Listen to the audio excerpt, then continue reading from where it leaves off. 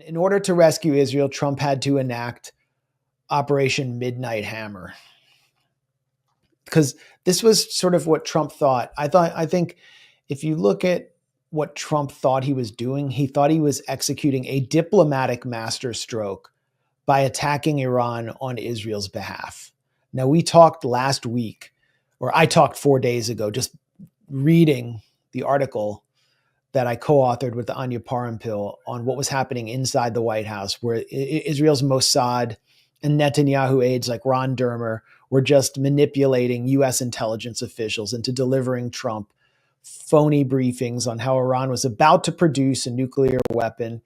But Aaron, now we know that there was an attack that CENTCOM General Michael Kurilla, who we wrote about, who is one of the main Israeli instruments of influence in the Pentagon, had designed an attack back in March in order to and put it on the table the following month with Mike Waltz, the NSC director, who was later demoted, secretly coordinating with Netanyahu to launch that operation that month.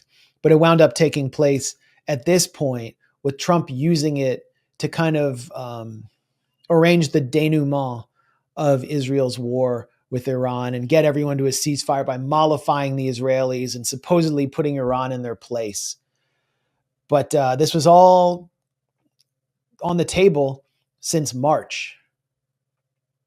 Yeah, let me read from the Washington Post. They had an article confirming what was obvious, that this is nothing to do with Iran's nuclear program, nothing to do with nuclear weapons, which again, Iran was willing to commit to renouncing in a binding deal, just as they did in the original Iran nuclear deal that Trump killed.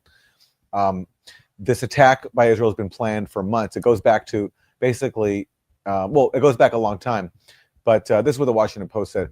In private conversations, senior Israeli government officials said they had already decided by March to strike Iran. And by the way, that's the same month that the U.S. intelligence community, overseen by Tulsi Gabbard, reaffirmed that the U.S. intelligence community does not think Iran has a nuclear weapons program. So even before Tulsi Gabbard put out that statement, Israel had already decided to attack Iran, which just underscores that this has nothing to do with the potential for Iran to develop nuclear weapons. The reasoning, and this is from the Washington Post, the reasoning was that Iran would have rebuilt its air defenses by the latter half of the year. So that's the reason why Israel decided to launch attack. It's because they saw that Iran was rebuilding air defenses that Israel had struck last year in preparation for the attack we just saw.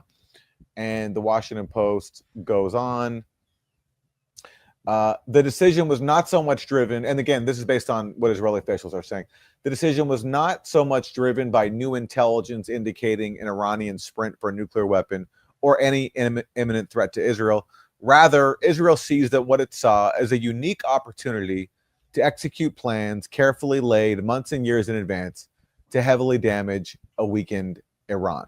And by weakened Iran, they mean not only Iran having suffered blows when Israel attacked it last year by instigating with Iran by attacking its diplomatic facility in Damascus, but they also mean the defeat of Iran and Hezbollah in Syria by overthrowing the Assad government. That takes out a key Iranian ally. And remember, after that, when Israel started blowing up all this military infrastructure inside Syria, including air defenses, the speculation back then was that was going to help Israel attack Iran, and this certainly bolsters that. And also Hezbollah suffering some blows when Israel attacked Lebanon. Well, so Israel's attack on Iran, attacking its S-300 systems, they wound up mainly damaging their radar, and they supposedly did damage to a missile production facility at Parchin. And this was where Israel believed it opened the window for another attack. Yeah, and that's why they fed false intelligence, which the Trump administration, especially the figures who you and I on your wrote about in your article, people like John Ratcliffe, head of the CIA, that they parroted, even though the entire intelligence community had reached different conclusions. And for people who might say, well, like, why are you trusting the word of the intelligence community here? Is because, well, first of all, these are consensus documents. This is not just like handpicked people that were involved in things like Russiagate, where they push scams like that. This is the intelligence consensus in which all the agencies, all the major ones, get to weigh in. It's really hard to fake a consensus assessment like that. And that's why every single year that assessment has reaffirmed that Iran does not have a nuclear weapons program. And that's what Trump and Ratcliffe overruled at the behest of Israel. Yeah. Tulsi Gabbard affirmed what every previous DNI had affirmed.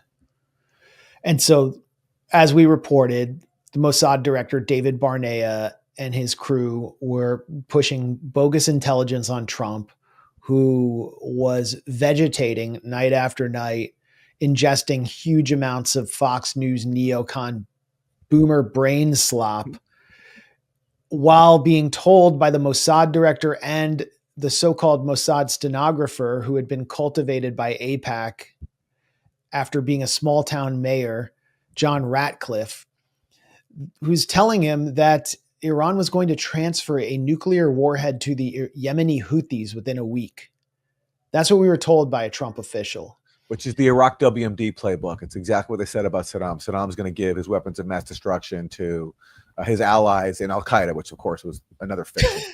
Let's not wait till the smoking gun becomes a mushroom cloud. Well, literally, but like people like Ted Cruz or some other Republicans were saying stuff like that. They just took the Iraq playbook, changed the consonant from Q to N in Iraq to Iran, and it's the exact same thing.